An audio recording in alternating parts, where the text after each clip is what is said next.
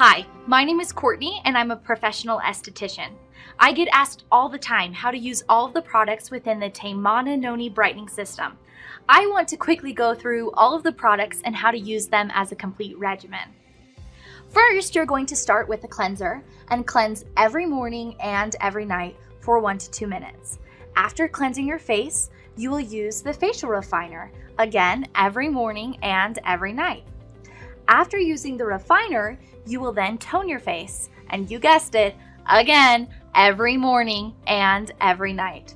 After toning the face, you will then move on to using the serum.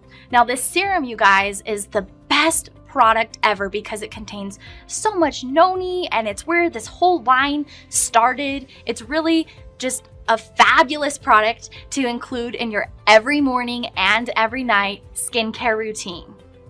Once a week, you will then treat your face to the TeMana mask. Now the mask is amazing because it has a ton of concentration of the serum. So your face is going to really benefit by using that once a week.